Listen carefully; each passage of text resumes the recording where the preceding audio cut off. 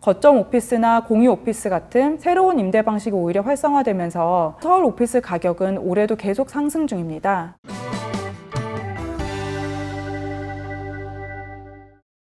안녕하세요. 하나자산운용 강희영 매니저입니다.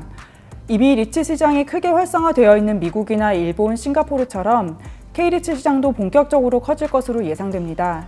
오프라인 유통기업들이 온라인 사업을 키우기 위해 점포를 매각하거나 유동화하는 것은 많이들 보셨을 텐데요.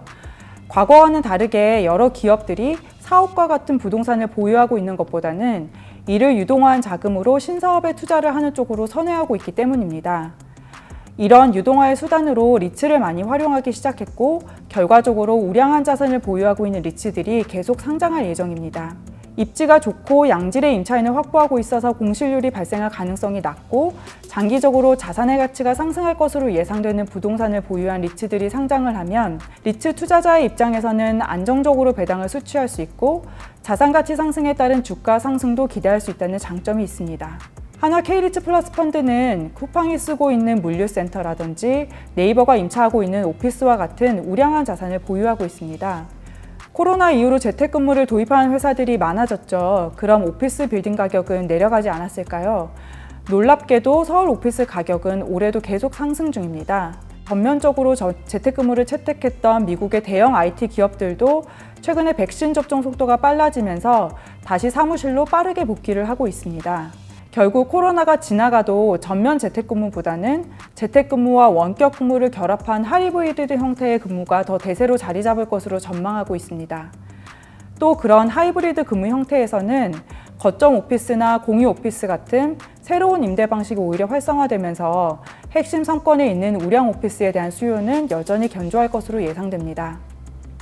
앞서 말씀드린 K리츠의 장점에도 불구하고 그동안의 리츠 주가에 실망하셨던 투자자분들도 계실 텐데요. 실제로 작년까지만 해도 상장된 K리츠는 부진한 주가로 인해서 투자자들의 외면을 받았던 것이 사실입니다. 작년에 상장한 리츠 중 일부는 공모가 이하로 주가가 하락을 하기도 했었고요. 하지만 올해 들어서 K리츠 주가는 매우 견조한 흐름을 보여주고 있는데요. 이것은 K리츠가 주식으로서의 성장 스토리를 보여주고 있기 때문입니다.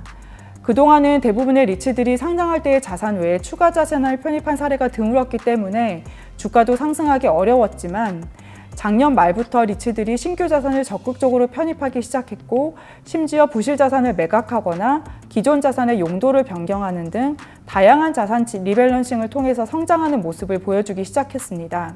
결국 이러한 활동들은 배당 증가로 이어질 가능성이 있어서 주가도 그에 맞춰서 상승하는 것이라고 볼 수 있습니다. 앞으로도 K리츠 종목들은 다양한 자산을 새로 편입하는 노력을 계속할 것으로 전망하고 있습니다. 한화 K리츠 플러스 펀드는 성장하는 K리츠 시장의 약 50%를 투자하고 있는 K리츠 집중투자 펀드입니다.